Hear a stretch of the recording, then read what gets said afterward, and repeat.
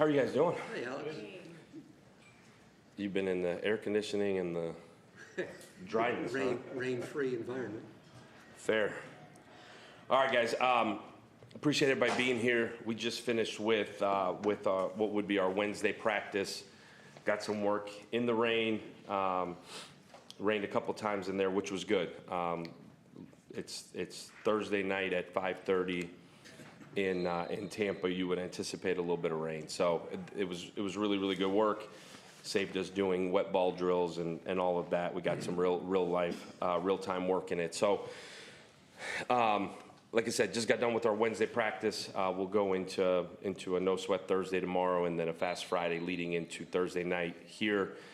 Our guys are extremely excited. Our guys are extremely locked in and focused on the task at hand. This is going to be a really cool, really exciting challenge. It's an awesome way to start the season off against a really good football team and a really good program. Got so much respect for that Boise State program. Got so much respect for Coach Danielson and what he's been able to do in a season and a half in terms of a team that you watch the culture. I know I said it last week, but you watch the culture on film. Guys that play extremely hard, guys that play extremely tough. I think the most telling thing, and we've talked about it as a team every opportunity we've had, is how they're able to go finish football games. They had, 6 games last year going into the fourth quarter that were one-score games. 6 games that were one-score games. And you're looking at a ball club that won 12 games on the season. So guys that know how to go finish, guys that know what it takes to go strain to win, on top of being a talented group that plays to their potential. You look at offensively, that offensive line, truly where it all starts for them, and they've got every guy on that O-line is a senior or a fifth-year guy, or a fourth-year guy that's played a ton of football, a tight end group that's probably as good as there is in the entire country, a wideout group that's super experienced. They lost some guys that played a ton of ball a year ago, but older guys that are super experienced. I know they're excited about their young guys there. A running back room that's been waiting for an opportunity to go. They had the best running back in the country a year ago, and a room that is ready to go carry the load there. And man, you watch the quarterback, controls the game, super accurate, does enough with his feet to create things down the field, does enough with his feet to go pick up first downs when he has to, but so poised, so under control, and a guy that looks like he's played a ton of ball. So a really good group offensively, and then defensively, a group that returns virtually the whole secondary, a linebacker core that played a ton of ball a year ago, and a D-line group that sets the tone for them. Tackles for loss, sacks all over the place, one of the top pass rushers in the country back, one of the top interior D-linemen back, and so a really good group. Talent-wise, they brought some guys in from the portal that you go back and watch. High-end talent. So when you combine high-end talent and an elite culture, as I see it, not being there, but you can watch it on film. So for us, huge challenge. What do we have to do to go be successful is ultimately play really hard for 4 quarters. And I bring up the fourth quarter stat because it's a team that is used to going into the fourth quarter and finishing football games. You look at the 2 losses a year ago, Oregon on a last-second field goal, and then fought till the very end there against a phenomenal Penn State team. Those are the 2 losses in the fourth quarter. Other than that, found a way to go win it. So just a really neat game 1, all eyes on this game nationally. It'll be an incredible environment at Ray J. I couldn't be more excited for our program to start off the season on a national spotlight on Thursday night, opening weekend. Put what we've done on display, and it'll be great. Like I said, I got a ton of respect for that crew. I got a chance to meet Spencer this May out at meetings in Arizona, and certainly seems like a first-class dude that runs a program the right way. And certainly excited about the matchup. So I'll open it up to questions. On opening week, you'd be excited regardless of who you play or when you play. The fact is you're playing, this Boise State team that you just described that everybody knows about. You're the first game of Thursday. Everybody's itching to watch football. Eyeballs will be on your game. How much of an opportunity is it for you to grow your program, to expose your program, and show what you got before, that kind of audience that can lock in right from the get-go? Yeah, Joey, the truth is I would be excited no matter who we're playing. I get to coach football for a living, and I get to coach football at South Florida, and I get to coach football with an incredible group of guys and a team that's bought into building something really special. So I'm excited no matter what's going on, but to play on Thursday night in a national time slot on national TV, I think is ultimately what I've told our team, the first chapter of us writing this story of what this season is going to be. We're so stinking process driven and have hammered that so far home that our preparation is the same no matter who you're playing, where you're playing. But the back end of it, the fact that you get to do it on a national stage is certainly awesome. And for us, as we continue to build our brand, as we continue to build this football program, it's the next opportunity for us to put it on display. And we've talked so much this offseason about our identity, and now going into year 3 and going into a veteran football team, it's time that we put this identity that we have preached and preached and preached and preached and worked and lived for 2.5 years. It's time we put it on display for the entire country to see, and that means that we're physically and mentally the toughest football team on that field week in, week out, and a team that does things the right way, and a team that doesn't beat ourselves. Ultimately, all the things that when you think of Boise State go back to Dirk Cutter as the head coach, and then into Coach Peterson and Coach Harsin and now Spencer, what he's doing, ultimately what you think of that program. And as you build, and I'm not comparing programs, more so that's the standard of what culture and identity should look like, then here's our opportunity to go put it on display. And Alex, how excited are you to see Byrum get back out there and lead the team? It's been maybe 10 months or so? And yeah, I'm excited for Byrum and his opportunity to go play ball again. Even just now, he's just sliding in the rain, having a ball. He's back to himself in terms of having fun, in terms of being really confident. And I think right now, leading more than anything else, he's so confident in himself. He's got the ability to go lead others. I'm excited to see him go play ball. I think he's probably just as excited to go see himself play ball. Is that kind of the mood overall right now? I mean, maybe Cage Lions can't wait to get out there and hit somebody in a different colored uniform. Is that kind of the temperature going into this? Like I said, we're so process driven in what we do. We don't get further ahead than truly today. We had to go win today, and we've talked since the beginning of mock game week about just going one day at a time. I think when you look too far in advance, and in this case 3 days, when you look too far ahead, you skip steps and talk about winning in the margins, like the little things that you can't skip steps on, because those are the little things that are going to help you win a football game. I think they're so locked in and focused on what's going on right now and what do we have to get done today. We've got lifts right now. We've got meetings tonight. We've got to eat right. We got to sleep. We got to hydrate the right way to be prepared for tomorrow. And then tomorrow we'll take care of tomorrow, and it'll come here soon enough. When you think of Boise State, you think when they were the upstart, the Statue of Liberty play and all that, that was almost 2 decades ago, and they've maintained a spot at the top. How have they done that? What do you admire most about their consistency and their stability in that program? Yeah, I think without being there, it's really hard to tell. I got a chance to coach against them. This was years ago. Man, Joe, we were dating ourselves here. The last time I played them, their quarterback is now the head coach of the New Orleans Saints. And I'm still young. But you think of, again, like I said, just a level of consistency. Like when you've done it that long, That's true culture, where guys come in, learn from the guys before them, and then carry the torch and then teach the guys that come after them. I would imagine just the standard that's in that building, the standard that's in that athletic department. I would imagine that it's at a pretty elite clip in terms of culturally the type of people that they bring in, and certainly the type of leadership that they bring in, that they fit a profile that fits that culture. You mentioned Boise State being able to close out games. What are the qualities that make a good fourth quarter team, and how has your program done in that area in the past 2 years?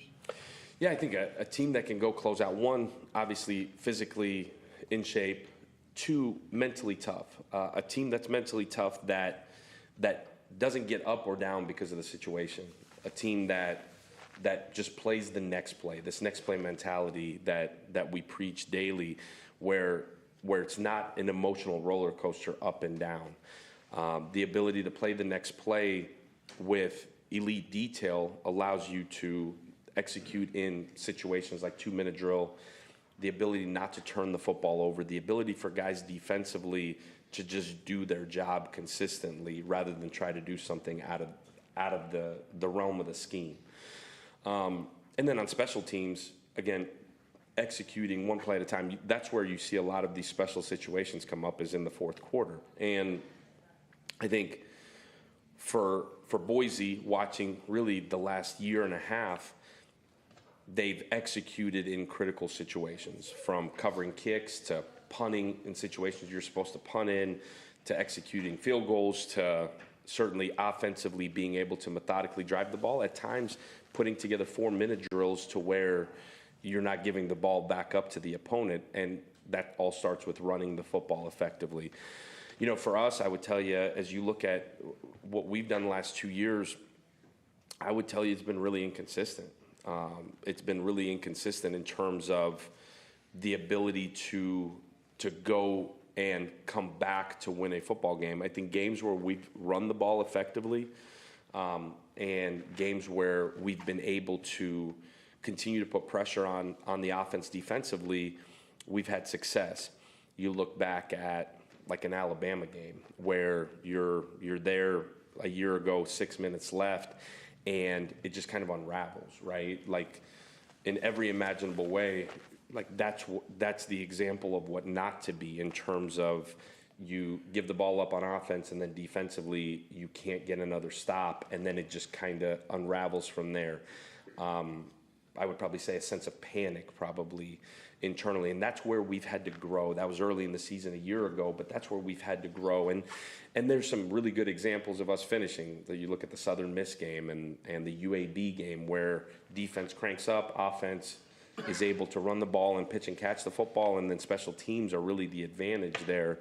So I would tell you inconsistent. I think there's some really good examples, and I think there's some really bad examples, and the markers of a really good program are consistency, right? And the ability to go finish at the end. I think we've worked extremely hard from the physical side to be right where we want to be at the very end. Obviously practicing in the heat and practicing hard in the heat as part of that.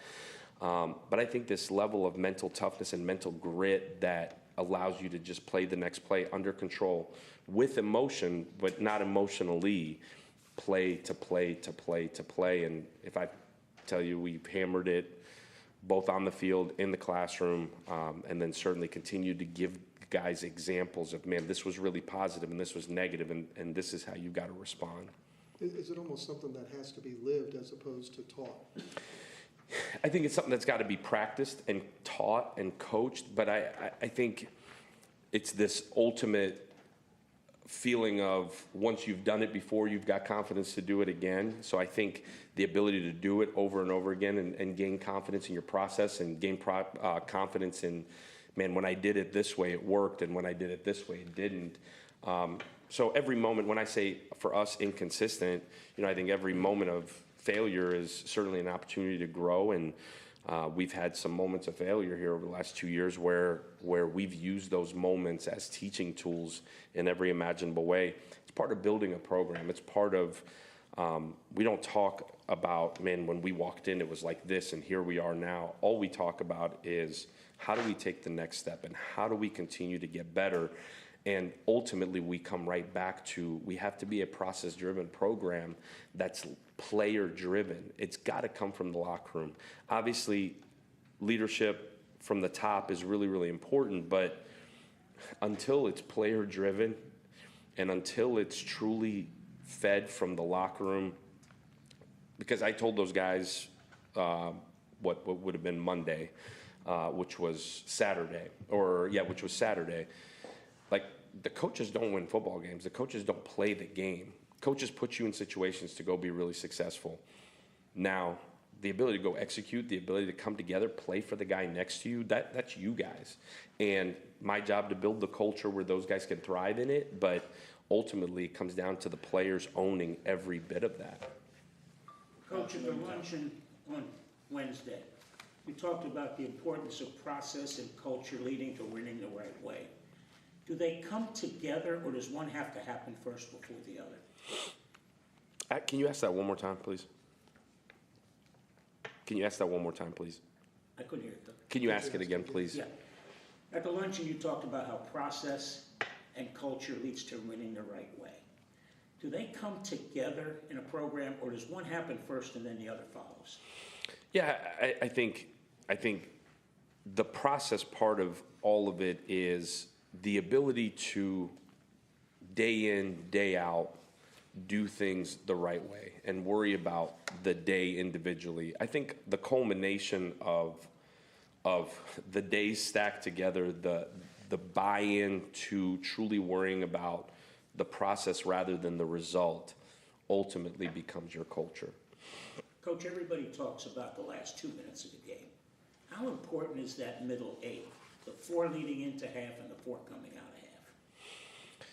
Yeah, I think that's the situational football part where we talk about winning in the margins. I think operating and executing a 2-minute drill is certainly critically important based on where you are in the game.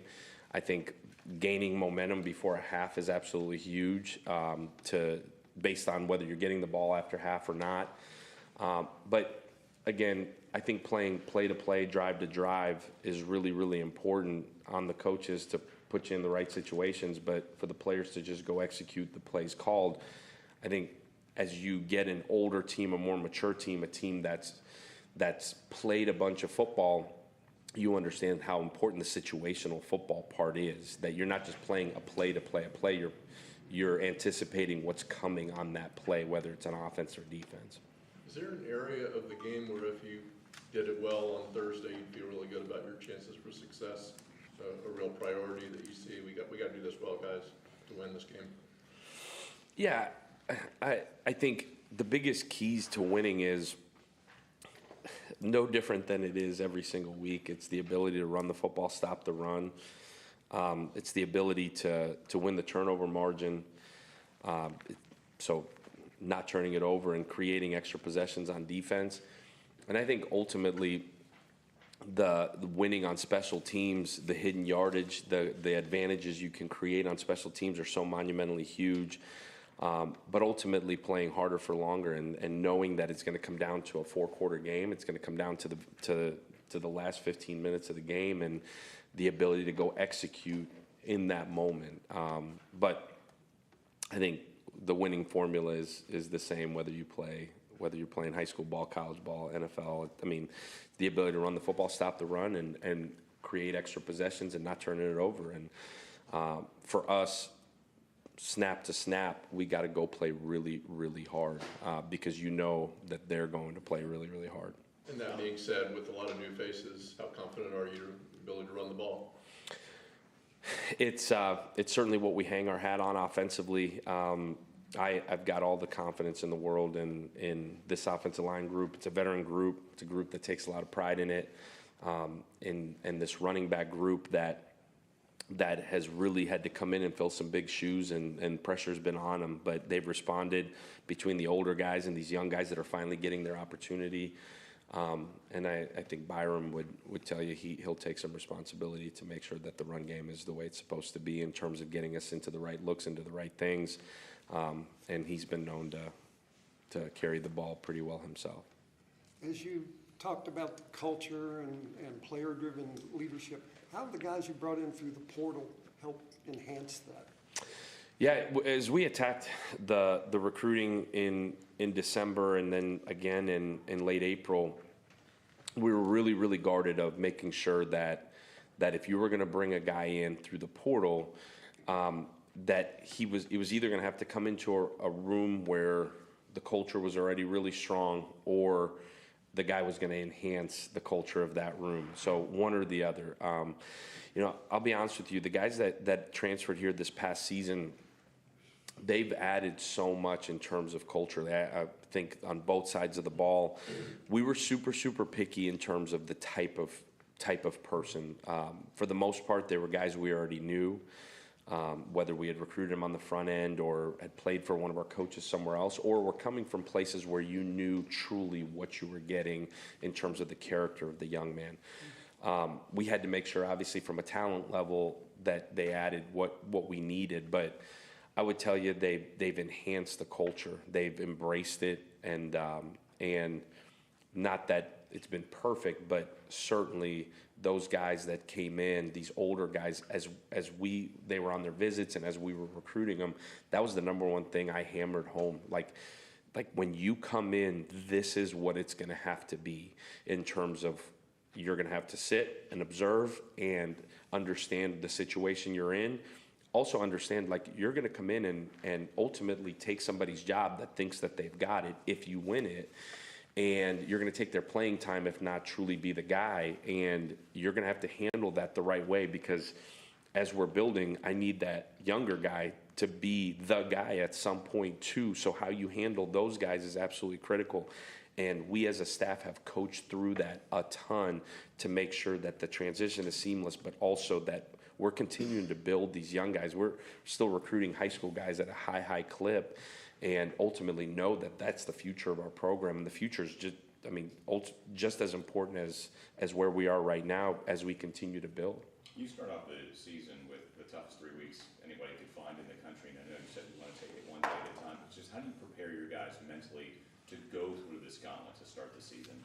Yeah, I think go back to being process driven, and ultimately not worrying about anything past the current moment we're in. And I know that sounds really hard. I think we as adults struggle to live that way as well. So we're going to have a bunch of 18 to 23-year-olds do that. But continuously giving them teaching tools to handle that. Ultimately, we keep them so busy, they don't got time to think about anything else besides school today, starting, and ball. And truthfully being process driven day by day rather than worrying about, because I think when you look at the entirety of all of it, you can because you go right there like you're saying, but then there's a really good FCS team week 4, and then we get right into conference play. Like, you can truly overwhelm yourself a little bit in terms of just thinking big picture. Right now, one day at a time. Today was a Wednesday practice. We had to go smash it in the face. And then tomorrow we got to go crush that. And then we got to go crush Fast Friday.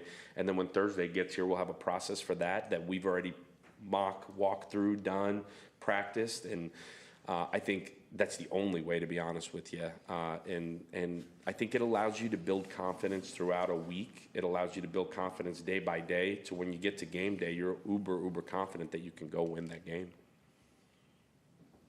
Okay. Thank you very much. Awesome. Thank you, guys.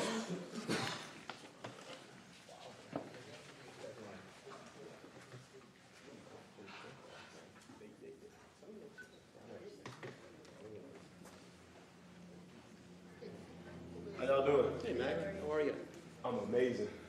Linebacker Mac Harris.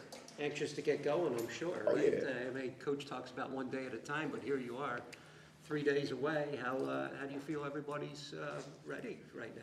We're not ready to the ball. You know what I'm saying? To the toe hits the ball. But I'll say, we're feeling great. We're looking great. We're preparing the right way. But yeah, I wouldn't say we're officially ready until that toe hits the ball. What do you want to see out of the defense going into? I want to see us swarm. I want to see us swarm. I want to see us fly around. I want to see some violence. I want to see a lot of communication. I want it to be obvious, as you're watching the film with no sound, that we're out there communicating, flying around, swarming. being violent at the ball, even away from the ball, attacking blocks violently. That's what I want to see. What are a couple things that might impress you about the Boise State offense? Obviously, they're really good at running the ball. That's something that they've done for a very long time in their system. Being able to run the ball. So yeah, I think that is something that I expect them to be able to try to get to and work on and get to very well. To stop the run like that, is it just a question, obviously you got to be in position, but out physical the runner? Yeah, I mean, like you said, to start off with, it starts with, great communication, alignment, assignment, your typical things. And then, yeah, like when you see the ball carrier, like I said to the first question, attacking the ball violently, swarming to the ball, not just one man making tackles. The most intimidating thing you can see from a defensive perspective as an offense is when you hand the ball or throw the ball to somebody and there's 11 guys, tackling the ball carrier. That's very intimidating. What are the emotions just surrounding a new season as you kind of get ready for, 13 weeks of what's going to happen? I mean, as an older guy, doing this for a very long time, emotions are very even keel for me. Just really focused, I would say. I wouldn't say it's an emotional thing. Just really focused, really dialed in, and to the guys that are going to be playing on the field with me, to the guys that are going to, be running down on special teams. Everybody's just, trying to be even keel right now. And the group of older guys that we have, that's the message that we're sending around the entire team. So I would say emotions are very even keel, but very focused. From a defensive perspective, is it more important on concentrating, doing what you do, or concentrating on stopping what they do?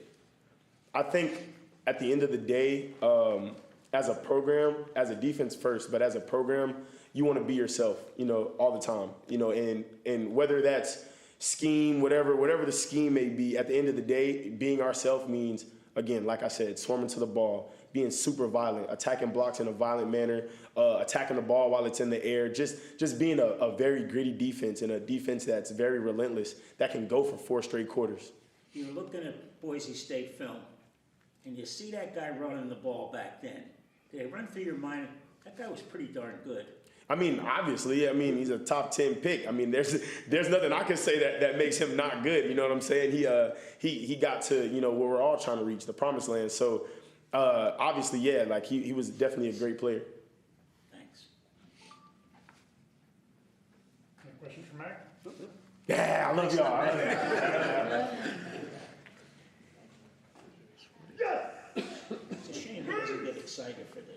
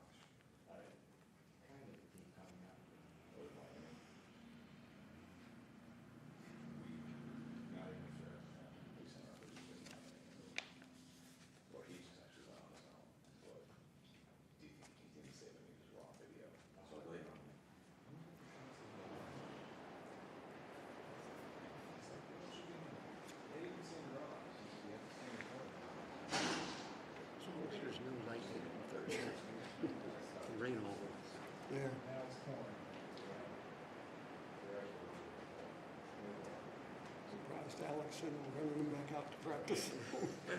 Get back out there, guys. Look at it now. With the traffic around first day of classes. Yeah, I avoided that and went around, if you will. Because I come Fletcher and turn into campus by the police department. That was not happening today, so I went up to 50th. And of course, this is a one-way now, so. Right.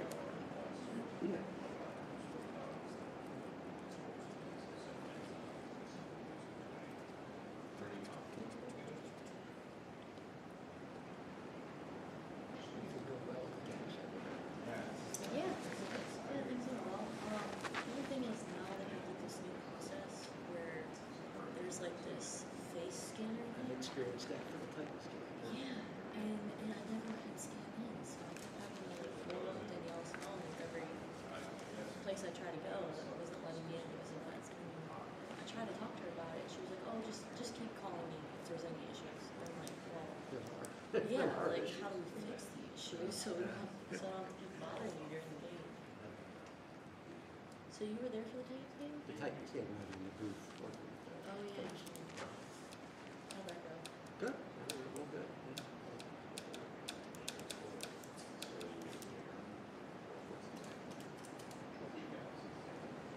You follow boxing at all?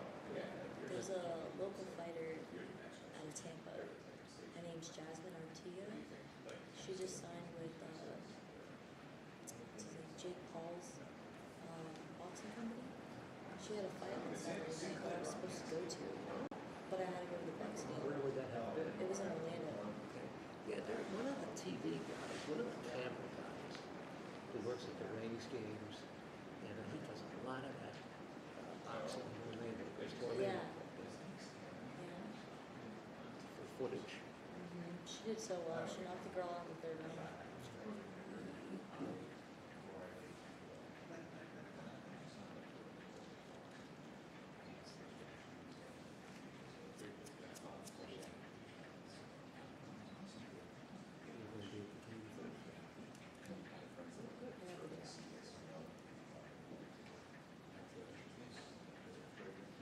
We're working on it. Get through the ring.